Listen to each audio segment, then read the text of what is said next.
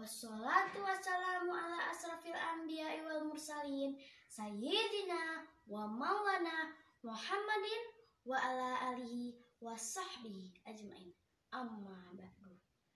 Yang pertama, mari kita panjatkan puja dan puji syukur kehadirat Ilahi Rabbi yang Maha Pengasih tanpa pilih kasih, yang Maha Penyayang, yang sayangnya tiada terbilang.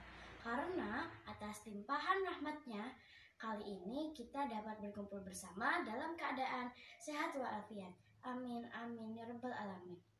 Salawat serta salam kita haturkan kepada Nabi junjungan kita, Nabi Agung Muhammad Sallallahu Alaihi Wasallam, yang syafaatnya selalu kita nanti-nantikan kelak di yaumul kiamah. Amin, amin, ya rabbal alamin. Teman-teman, pada kesempatan kali ini Naomi akan menyampaikan pesan dengan tema Semangat Anak Muslim dalam Meraih Kemerdekaan.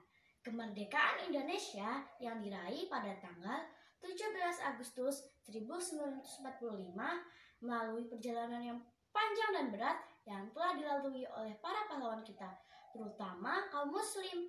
Mereka bersatu padu, berkumpul dengan doa dan ikhtiar. Mereka melawan penjajah yang tidak berperi kemanusiaan. Mereka yang berjihad dalam meraih kemerdekaan. Hingga akhirnya sang saka merah putih berhasil dikibarkan di negeri kita tercinta Indonesia. Dan kemerdekaan pun berhasil diraih. Nah, untuk mensyukuri nikmat kemerdekaan yang telah kita raih, kita sebagai generasi muda, generasi penerus bangsa, wajib semangat dalam mengisi kemerdekaan Indonesia. Apa saja yang bisa kita lakukan? Pertama, anak muslim sebagai pelajar yang berakhlak baik. Kemudian, menuntut ilmu dengan baik dan belajar yang rajin dan terus mengejar prestasi akademik. Kemudian teman-temanku, yang kedua, kita sebagai anak muslim juga harus memberikan contoh yang baik kepada teman-teman kita. Kita wajib bersemangat dalam mengisi waktu dengan hal-hal yang positif dan melakukan kegiatan-kegiatan yang positif. Misalkan seperti kita belajar keterampilan lain di luar pelajaran rutin sekolah untuk memberikan nilai plus di dalam diri kita.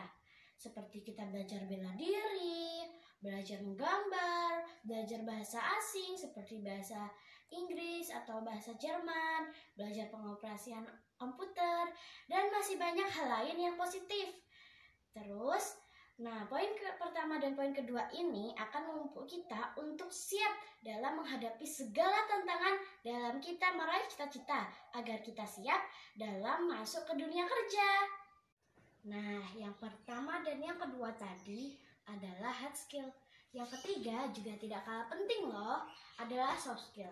Soft skill adalah bagaimana kita berempati terhadap sesama, bagaimana kita peduli terhadap lingkungan dengan menjaga keamanan dan kenyamanan, dan ikut serta dalam kegiatan kebersihan, gotong royong, maupun hal-hal sosial lainnya yang dapat kita lakukan di lingkungan keluarga, lingkungan masyarakat, maupun lingkungan sekolah. Kita juga harus punya cara pandang yang baik terhadap perbedaan pendapat sesama teman. Kita wajib mengontrol emosi kita dan tidak mudah marah dan kesal ketika ada teman yang nakal. Kita juga harus meredam permusuhan dan menjaga agar situasi sekitar tetap baik. Kita juga harus rajin sekolah, tidak boleh bolos, dan tidak boleh melakukan hal mudorot seperti merokok dan hal negatif lainnya. Dengan bekal itu semua, insya Allah anak-anak muslim Indonesia akan menjadi generasi penerus bangsa yang akan siap dalam menghadapi tantangan ke depan. Anak-anak muslim Indonesia akan dapat meraih cita-cita dengan baik.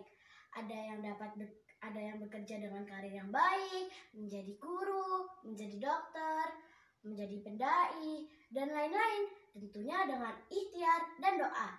Insya Allah pertolongan Allah Subhanahu wa Ta'ala akan datang dan kita berhasil melalui persaingan global. Nah, dengan bekal itu semua, semoga kemerdekaan Indonesia tetap terjaga ya.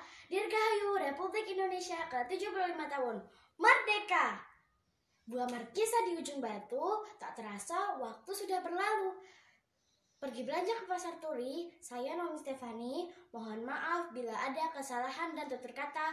Wabillahi taufiq wal hidayah. Wassalamualaikum warahmatullahi wabarakatuh.